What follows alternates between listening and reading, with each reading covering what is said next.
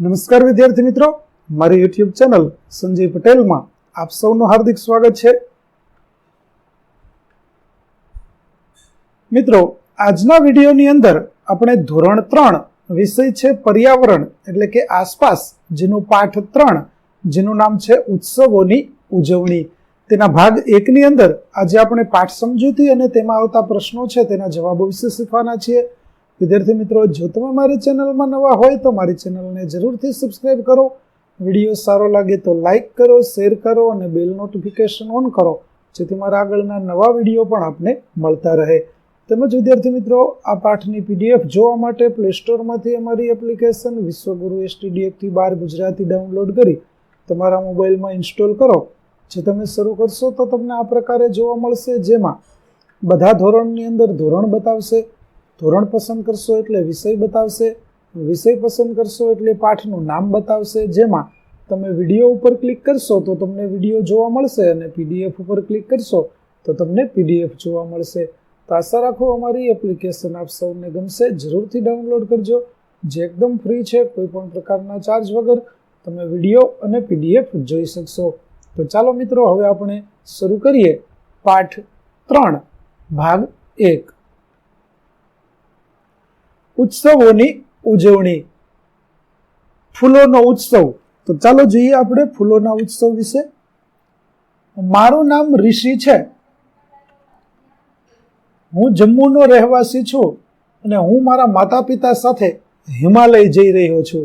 એટલે કે ઋષિ છે તે તેના મમ્મી પપ્પા સાથે હિમાલયના પ્રવાસે ફરવા માટે જઈ રહ્યો છે.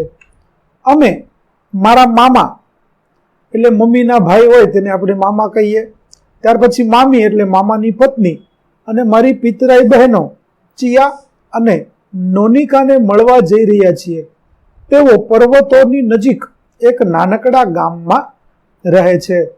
એટલે કે ઋષિ છે તે તેના મામાના ઘરે જઈ રહ્યો છે. તેમના મામા છે તે પર્વતોની નજીક એક નાનકડા ગામની અંદર રહે છે.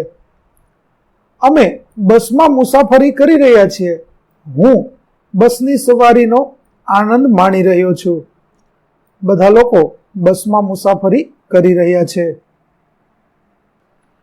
બસમાં બેસી અને મુસાફરી કરી રહ્યા છે અને બારીની બહારના દ્રશ્યો છે તે સુંદર જોઈ રહ્યા છે. રસ્તાઓ પર તીવ્ર વળાંક છે અને ટેકરીઓ રંગબેરંગી ફૂલોથી ઢંકાયેલી છે. હું દૂર દૂર સુધી વિવિધ પ્રકારના ઊંચા વૃક્ષો પણ જોઈ શકું છું.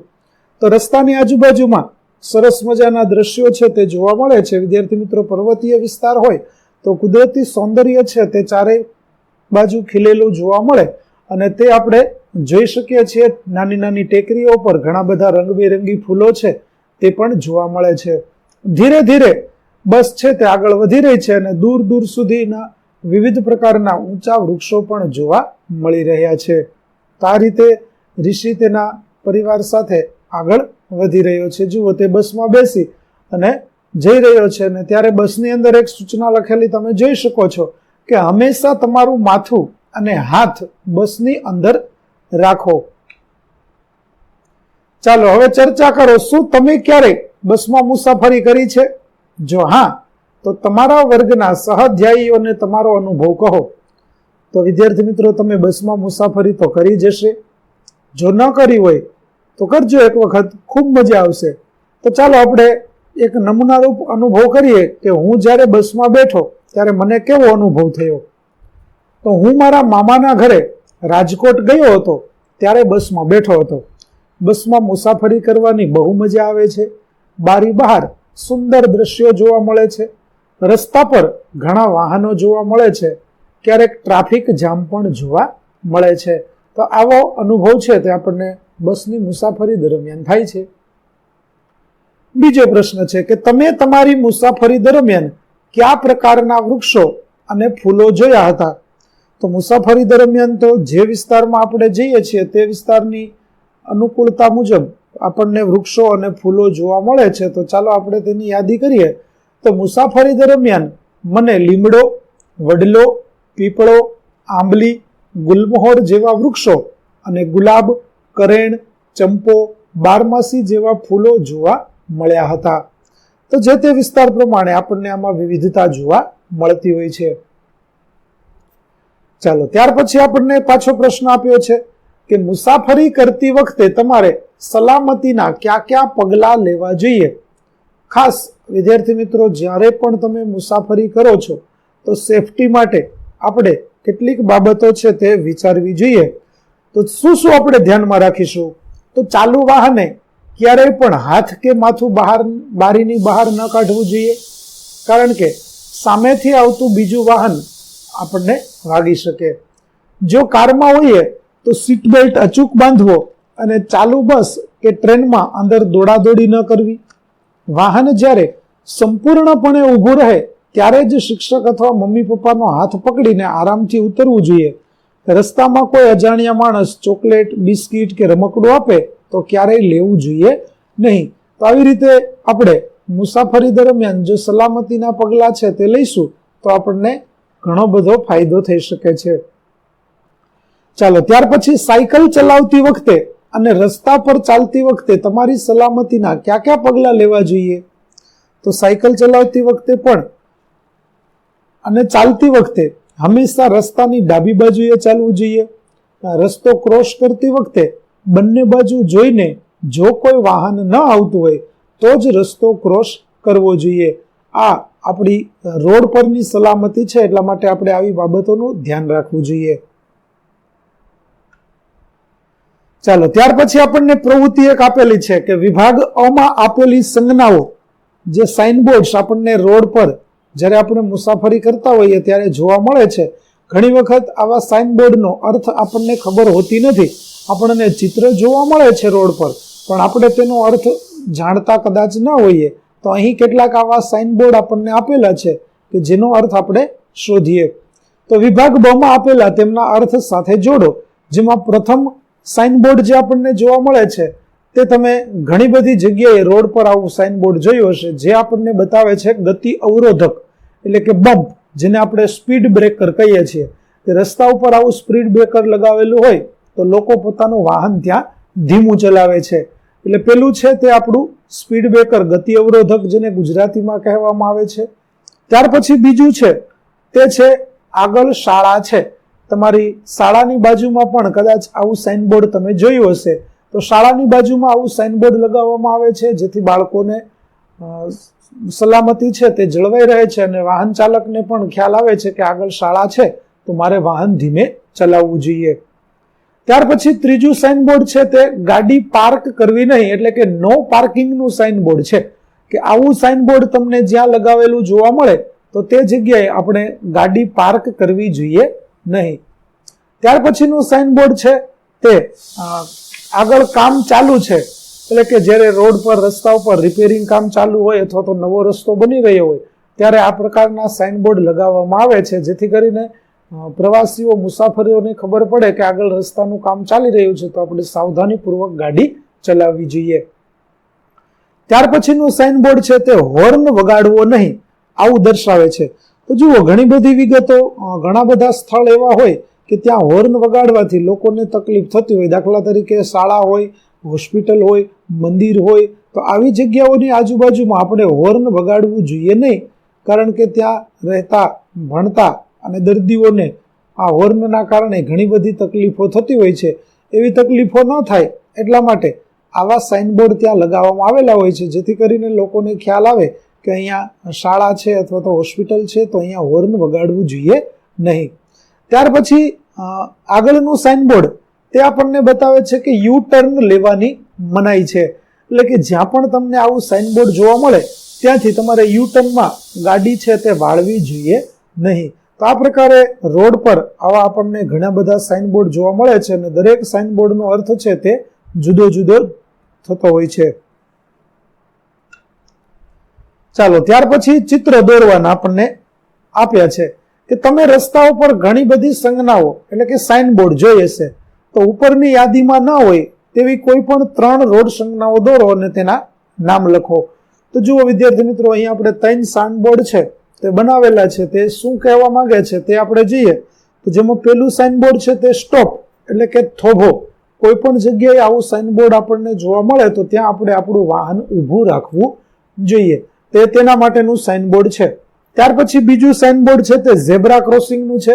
ઝીબ્રા ક્રોસિંગ છે તે રાહદારીઓને એક બાજુથી રોડની બીજી તરફ જ્યારે જવું હોય ત્યારે આ ઝીબ્રા ક્રોસિંગ છે તેનો ઉપયોગ કરવો જોઈએ, એટલા માટે આ ઝેબ્રા ક્રોસિંગનું સાઇનબોર્ડ હોય છે. ત્યાર પછીનું સાઇનબોર્ડ છે તે ગતિ મર્યાદા. રસ્તા ઉપર તમે જ્યારે જતા હોય ત્યારે આ પ્રકારનું સાઇનબોર્ડ જોવા મળે.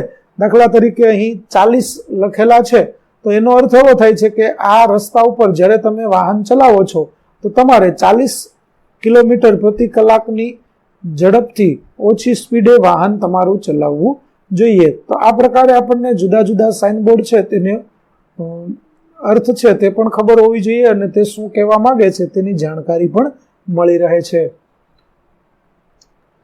ચાલો, થોડા સમય પછી ઋષિ હવે એના મામાના ઘરે પહોંચી ગયો છે.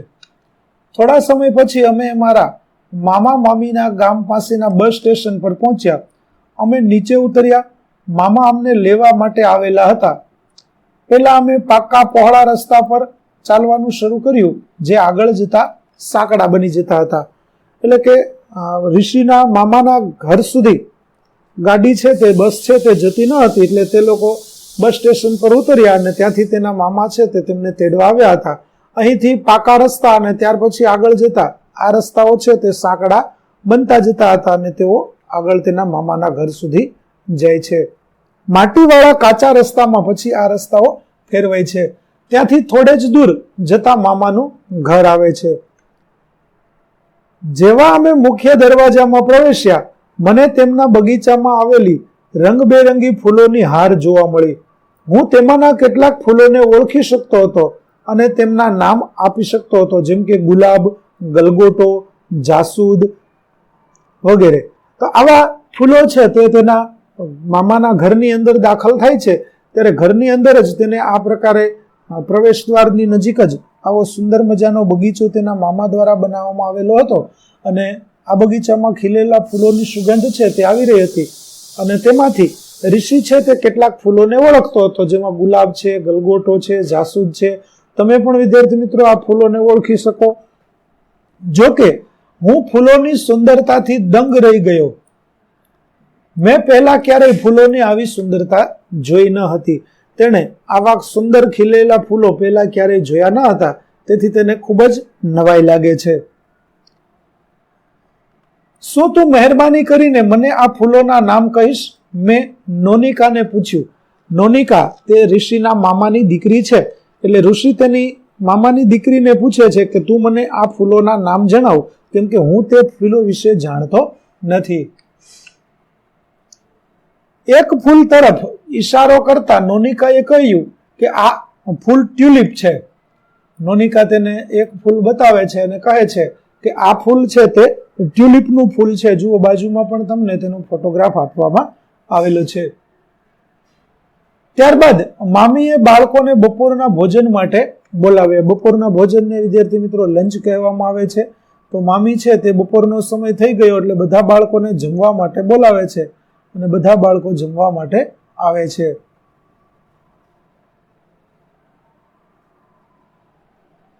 બધાએ ગરમ ભાત સાથે કાશ્મીરી વાનગી જેનું નામ છે હાખ.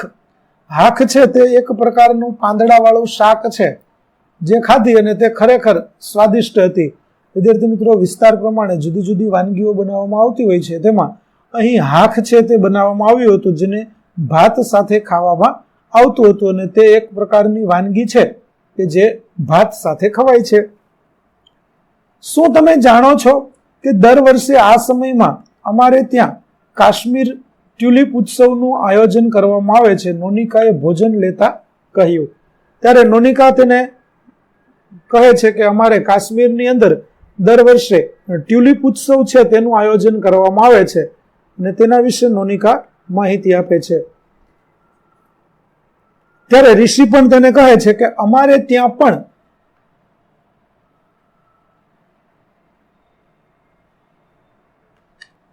વસંત ઋતુમાં લાલ રંગના સુંદર ફૂલો ખીલે છે, જેને બુરાન્સ કહેવામાં આવે છે. મેં કહ્યું એટલે ઋષિ પણ તેને જણાવે છે કે અમારા વિસ્તારમાં પણ આવા લાલ રંગના સુંદર ફૂલો કે જે વસંત ઋતુની અંદર ખીલી ઉઠે છે જેને અમે બુરાન્સ તરીકે ઓળખીએ છીએ, તે ફૂલો ખીલે છે. મેં, ચિયા અને નોનિકાએ અમારે ત્યાં ઉજવાતા વસંતોત્સવ વિશે કહ્યું. મેં તેમને જણાવ્યું કે અમે કેવી રીતે રાય અને બુરાન્સના ફૂલોનો અમારા પાડોશના દરેક ઘરના દરવાજે મૂકીએ છીએ. વડીલો અમને આશીર્વાદ આપે છે તેમજ ચોકલેટ અને મીઠાઈઓ પણ આપે છે. આવી રીતે ઋષિ છે તે ચિયા અને નોનિકાને તેના વસંતોત્સવનો ઉત્સવ તેના વિસ્તારમાં કેવી રીતે ઉજવાય છે તેના વિશે જાણકારી આપે છે. સાથે સાથે એ પણ જણાવે છે કે અમે અમારા આજુબાજુમાં રહેતા લોકોને સરસવ એટલે કે રાઈ અને બુરાન્સના ફૂલો છે તે તેમના દરવાજે મૂકીએ છીએ. વડીલો અમને એમના માટે આશીર્વાદ આપે છે, ચોકલેટ આપે છે, ઘણી વખત મીઠાઈઓ પણ આપે છે.